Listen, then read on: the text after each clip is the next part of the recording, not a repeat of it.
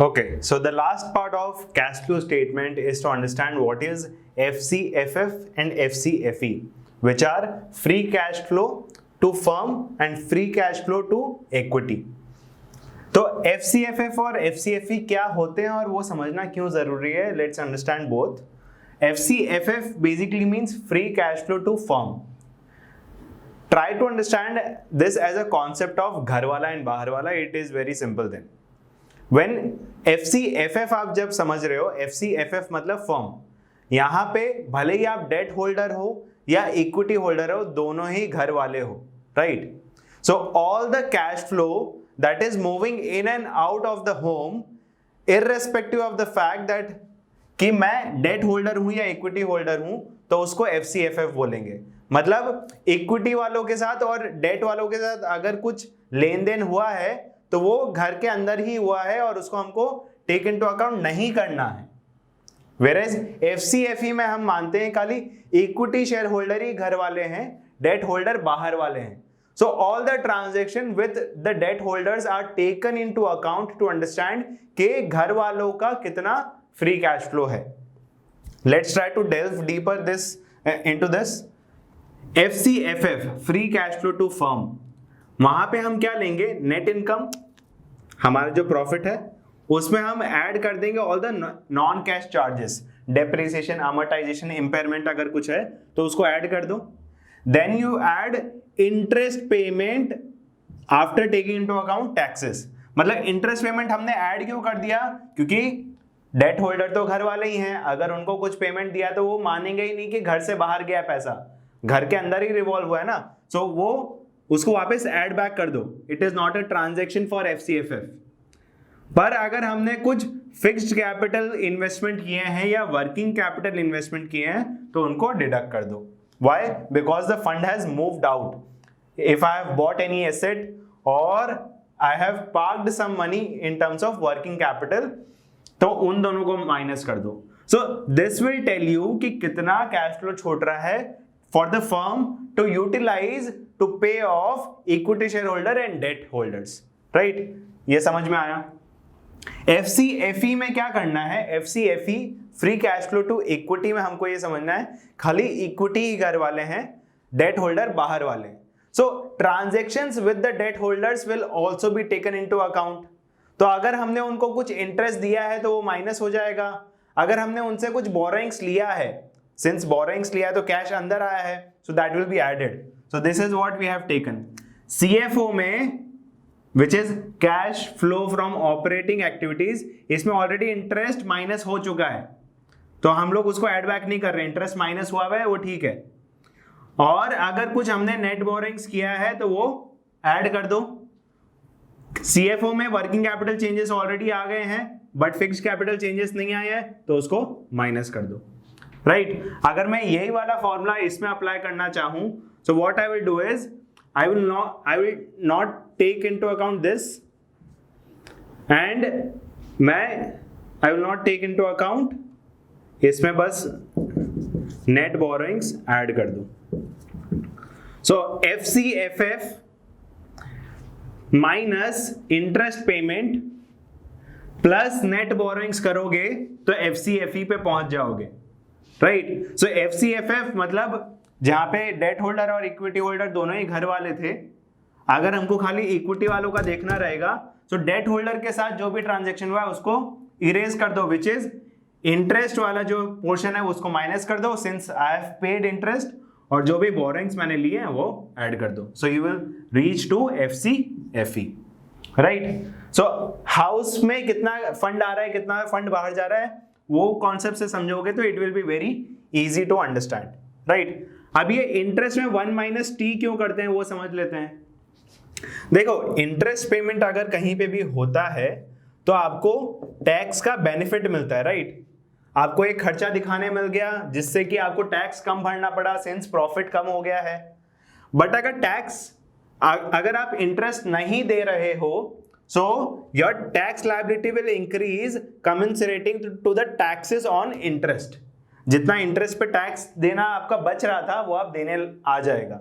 So total saving अगर कभी भी देखी जाती है तो इंटरेस्ट में हमेशा 1 माइनस टी किया जाता है, क्योंकि इंटरेस्ट तो बच गया पर आपको टैक्स ज्यादा देना पड़ेगा, right? So interest payment is always taken into account as 1 minus T, whatever is the prevailing tax rate in that particular for that particular company, right? So FCFF और FCFE क्या होता है और क्यों होता है, राइट? ये हमको समझ में आता है कि for equity holder and debt holder कितना पैसा बच रहा है to service them, and FCFE बताता है कि आपको कॉमन शेयर होल्डर्स के लिए कितना पैसा बच रहा है. So on the basis of that information, we are completed with understanding the concepts. Now we'll be try to analyze what we have learned.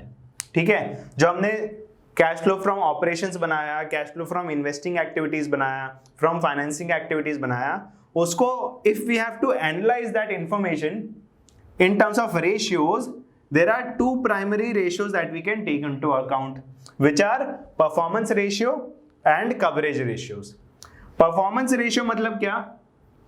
In terms of return, in terms of cash return, आपने कितना कमाया वो performance ratio बताएगा, और coverage ratio क्या बताएगा? In terms of cash, आपके पास कितना अवेलेबल है so as to service your debt, so as to service your interest, so as to service your equity shareholders, so on and so forth, right? So पहले performance ratio समझते हैं. Performance ratio में there are 5 ratios. First up is cash flow to revenue. Basically tells you per unit of revenue कितना आप cash कमा रहे हो. वो आप, क्योंकि कभी कभी क्या होता है, कोई कंपनी बहुत ज्यादा रेवेन्यू तो कमा रही है बट उसके पास कैश फ्लो इनफ नहीं होते हैं. Why? Because a lot of money, a lot of revenue comes from credit, but that is not a longevity. The business का जो longevity है वो कम हो जाता है. So आपको ये समझना पड़ेगा कि per unit of revenue how much is the cash flow. अगर ये ज्यादा है, it's great, right? The company is very sustainable. Then next up is cash flow, cash from return on assets. Cash return on assets, basically आप return on assets निकालते हो तो क्या करते हो? Return upon total assets. यहां पे cash flow from operations CFO लेना है और upon average total assets, basically telling you per unit of assets को फंड करने के लिए आपके पास कितना कैश फ्लो है. Then next up is cash return on equity. Again जैसे आप रिटर्न ऑन इक्विटी निकालते हो वैसे ही कैश फ्लो फ्रॉम ऑपरेशंस लेना है यहाँ पे, divided by average total equity. यहाँ पे नेट इनकम नहीं लेके CFO ले रहे हैं हम, because we want to calculate cash ROE, right? Next is cash to income ratio. जैसे हमने यहाँ पे पर यूनिट ऑफ रेवेन्यू में कितना CF कमा रहा था, वैसे ही पर यूनिट ऑफ ऑपरेटिंग इनकम कितना CFO कमा रहा हूं वो मेरे को बता देगा cash to income ratio. And last is cash flow per share. Basically हर एक शेयर होल्डर के पास, जैसे आप EPS निकालते थे अर्निंग्स पर शेयर कि पर यूनिट पर शेयर कितना अर्निंग्स आ रहा है, वैसे ही cash flow per share tells you per share how much is the cash flow that is available to you. So वहां पे हम क्या करेंगे? CFO माइनस प्रेफरेंस डिविडेंड, क्योंकि प्रेफरेंस डिविडेंड तो बाहर वालों का है. So CFO minus preference dividend just like EPS divided by weighted average number of common shares, right? That will give you cash flow per share, which is nothing but EPS in the form of cash. ठीक है, जितना cash available है per share. Last one is coverage ratio.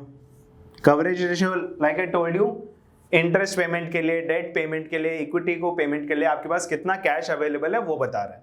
First is debt coverage. तो debt coverage में हम लोग CFO upon total debt, total debt को coverage करने के लिए मेरे पास कितना कैश फ्लो अवेलेबल है. Interest coverage similarly CFO plus interest plus taxes upon interest paid. यहां पे हमने इंटरेस्ट और टैक्स को न्यूमरेटर में ऐड क्यों कर दिया है? क्योंकि इंटरेस्ट पेमेंट के लिए जितना कैश अवेलेबल था वो तो यहाँ पे ऑलरेडी हमने डिडक्ट कर दिया ना. CFO में see all the ratios that we are calculating here, वहां पे हमारा एक इनहेरेंट अजम्पशन है that we are following US GAAP. ठीक है, यहाँ पे हर जगह कोई भी रेशियो हम फॉलो जब करेंगे तो हमारा एक इनहेरेंट अजम्पशन है that we are following US GAAP. अगर US GAAP फॉलो नहीं कर रहे हो तो रेशियो में थोड़ा ट्विक्स आ जाएंगे. अगर आप यहाँ पे US GAAP फॉलो कर रहे हो तो CFO में से ऑलरेडी इंटरेस्ट पेमेंट माइनस हो गया है, इसीलिए आप इंटरेस्ट और टैक्स को ऐड कर रहे हो। अगर आप IFRS फॉलो कर रहे होते और इंटरेस्ट मान लो कि आप दिखाने वाले हो फॉर इन्वेस्टिंग, तो यहाँ पे वो ऐड नहीं होता। अगर आप उसको फाइनेंसिंग में दिखाने वाले होते तो यहाँ पे वो ऐड नहीं होता, सिंस वो डिडक्ट ही नहीं हुआ है। बट यूएस गैप में we deduct interest payment from our CFO। So CFO में से इंटरेस्ट ऑलरेडी डिडक्ट हो गया है, बट मेरे को तो ये देखना है कि इंटरेस्ट को पे करने से पहले कितना कैश फ्लो अवेलेबल है। सो CFO माइनस इंटरेस्ट, ये मेरा CO फाइनल आता है, राइट। अब ये CFO में से अगर आपको ये देखना है कि इंटरेस्ट पेमेंट के लिए कितना अवेलेबल था, तो मेरे को इस पे पहुंचना है, तो इसके लिए मैंने इंटरेस्ट ऐड कर दिया और टैक्स भी ऐड कर दिया, क्योंकि टैक्स इंटरेस्ट से तो पहले, इंटरेस्ट के बाद आता है वो चीज। So taxes are added divided by interest paid. तो दैट विल प्रोवाइड मी कि इंटरेस्ट पे करते टाइम मेरे पास कितना कैश अवेलेबल है। री investment ratio CFO upon long term assets. री इन्वेस्टमेंट बेसिकली टेल यू कि ये जो लॉन्ग टर्म एसेट्स है, अगर मेरे को दोबारा जाके खरीदना पड़ेगा तो मेरे पास उतना कैश अवेलेबल है क्या। So this ratio will tell you that CFO upon long term asset will tell you how much is the cash available to fund your long term assets. Next is debt repayment ratio, which is basically CFO upon long term debt, long term को service करने के लिए कितना cash available है। Dividend payment ratio CFO upon dividend paid, again dividend pay करने के लिए कितना CFO अवेलेबल है। And last is investing and financing ratio, which is CFO upon CFI plus CFF, मतलब cash flow from investing activities and cash flow from financing activities, वो हमारा denominator में आता है और न्यूमरेटर में आता है CFO। What does this tell us? यह हमको बताता है कि आपके इंटरेस्ट पेमेंट के लिए, आपके डेट रीपेमेंट के लिए, आपके फिक्स्ड एसेट्स के लिए how much is the cash available. तो ये CFI और CFO को फंड करने के लिए how much is the cash available from operations, that will B coming from our investing and financing ratio. So I hope analysis is clear. Now we'll be moving ahead with other techniques. Thank you.